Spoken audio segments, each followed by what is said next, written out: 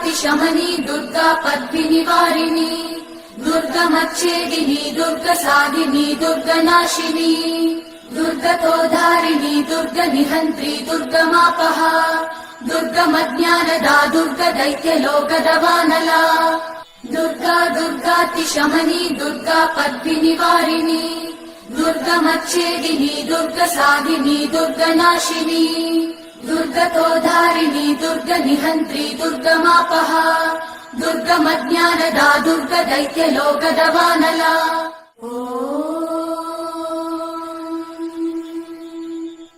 अथ श्री दुर्गा सप्तशती प्रथमोऽध्यायः विनियोगः।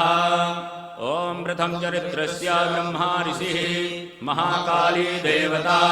गायत्री छन्दः नन्दा शक्तिः रक्तदन्तिका बीजम् अग्निस्तत्त्वम् ऋग्वेदः स्वरूपम् श्री महाकाली प्रीत्यर्थे प्रथम चरित्रपाठे विनियोगः। ध्यानम् खड्गं चक्रगदेषु चापपरिघान् शूलम्भुशोण्डीं शिरः शङ्खं सन्दधतीं करे त्रिनयनां शर्वाङ्गभूषावृतां नीलास्मद्युतिमास्य पाददशकां सेवे महाकालिकां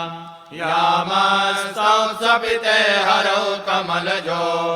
हन्तुं मधुं कैटभम्। ॐ नमः चण्डिकायै।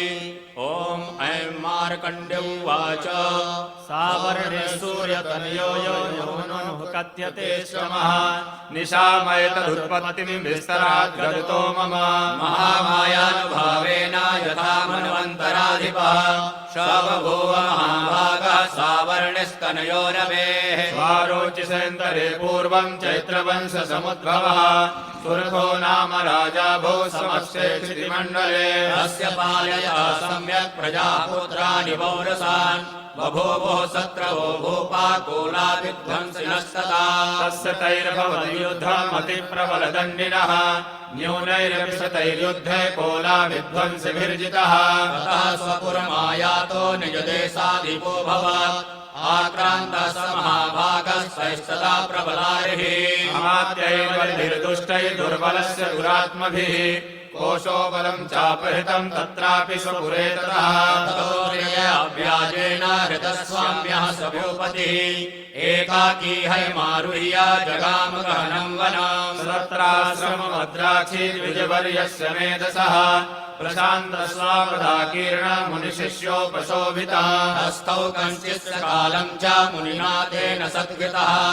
इतश्चेतश्च विचरन्तस्मिन् मुनिवराश्रमे सोचिन्तयत्तदा तत्र ममत्वाकृष्टचेतनः मत्पूर्वै पालितं पूर्वं मया हीनं पुरं हितं मद्वृत्तैः धर्मतः पाल्यते न वा न जाने सा प्रधानो मे सूरहस्ति सदा मदः मम वैरिव संयातः कानभोगानुप्लक्ष्यते